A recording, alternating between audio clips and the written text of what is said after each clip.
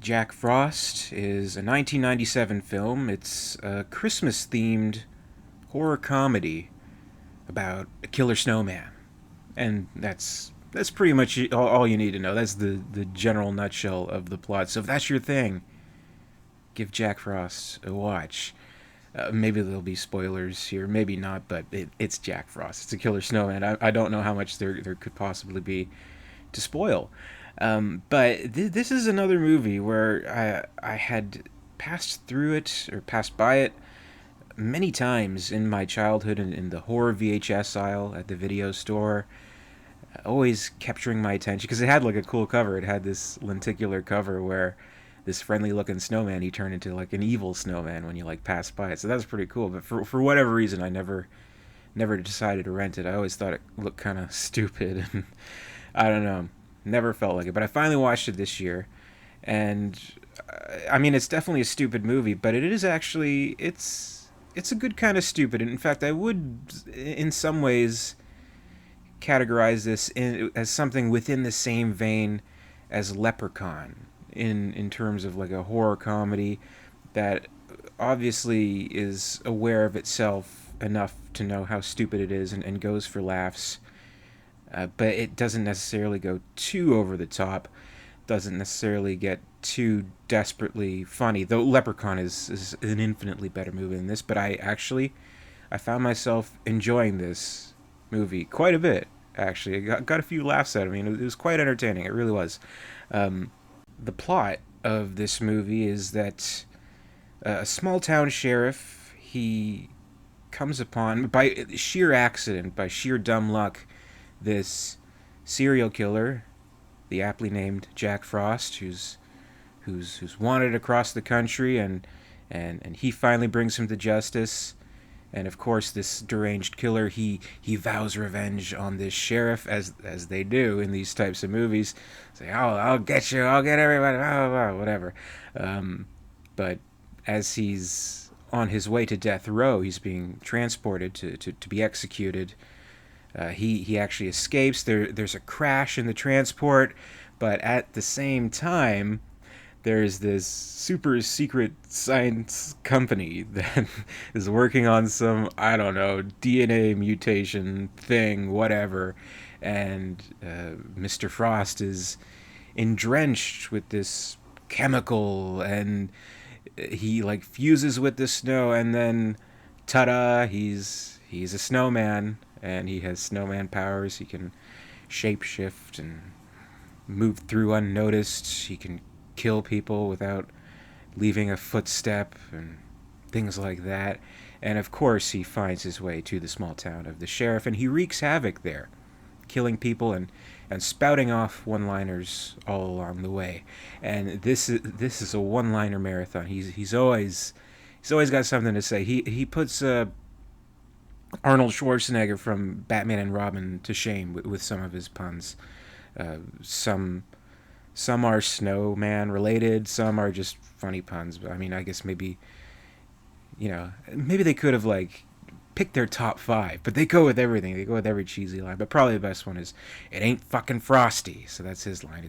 It also has kind of like a Chucky kind of vibe to him. That's kind of seeming what they're sort of trying to go for, with at least with this character and this homicidal snowman. So you can expect some cheesy, stupid stuff, and it delivers on that quite a bit. So it's not bad for what it is. And the movie, it's sort of, I mean, I guess it's an R-rated movie, though I'm not really sure. If it is an R-rated movie, it's a pretty soft R, actually. And if it's PG-13, then it's a pretty hard PG-13, but it's not too overly gory or anything like that. It keeps it mostly light, but some good kills, some interesting kills here and there, and the snowman effects aren't bad. Like the thing was, like in going into this movie, I was kind of expecting, or at least let's say hoping, I was hoping this would either be surprisingly good, or at least just so wretchedly bad that I could at least get a laugh out of it. But it was actually somewhat in between. Like the effects aren't like mind blowing or anything like that, but they do actually kind of cleverly hide the effects. So I mean, they do some good tricks to make it seem like this snowman is walking around and stuff like that. And they have a decent enough puppet, so it pulls off this magical illusion pretty well. And it's it's somewhat light in its tone. It's a goofy movie. It's lighthearted. In fact, it almost feels like any other kind of Christmas special on TV, like any kind of like forgettable Christmas special that you might have seen in the '90s, except it's a horror version of it. Like I swear, in fact, if you were to like be flipping through the channels during Christmas season and you happen upon this, not being aware of it, you probably wouldn't have been able to tell the difference until something starts happening. So there's that. One thing about the movie worth noting is that it's the feature film debut of Shannon Elizabeth, of course, from American Pie fame.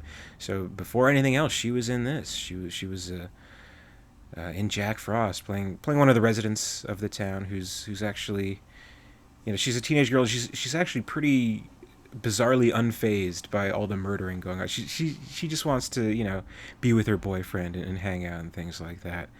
And then of course she's assaulted in the bathtub by this deranged maniac snowman. Welcome to Hollywood, right? So there's a lot of mysterious snow-themed murders going on in this town. When they're finally starting to piece it all together, that hey, this Jack Frost guy, he's back. He's fulfilling that promise to take revenge on the sheriff, and at the same time, the science lab who created this strange chemical that resulted in this snowman monster is working with the FBI to track him down and bring him down and stupid shit like that. So it becomes a race against the clock to beat Jack Frost. So it's very silly. It's definitely aware of how dumb it is, but I mean, again, I think it just walks the line perfectly enough in its tone, in its sense of humor, and decent enough effects and decent enough kills that I found it to be enjoyable rather than being kind of like this stupid piece of crap that I would just be rolling my eyes over, or something that would be possibly just so bad it's good kind of thing. But it stays a step ahead, at least in that respect. So it knows it's kind of a stupid movie and embraces it just enough to make it an enjoyable and memorable experience. So ultimately, I'm glad I finally got to watch the movie. In fact, it is something that maybe not during Halloween, but I might like to pop it in during Christmas. I think it might be a good alternative to some of the barrage of Christmas movies that you see that try to make you feel warm-hearted and all that kind of stuff. But here, the heart of Jack Frost beats quite coldly, and he's out for vengeance. And he wages his terror on this small town called Snowmanton, by the way. Snowman Town, get it? Haha. So there you go. And it's up to the sheriff to stop him. So not bad at all. I'd say check it out. Give it a chance if you haven't. Maybe around Christmas time, or now if you're doing a 31 Days of Horror movie marathon like I am. But more reviews to come this month. More horror movies to explore. More spooky, scary monsters are waiting around the corner. So stay tuned for all that. Until next time, stay scared, and I'll see you later.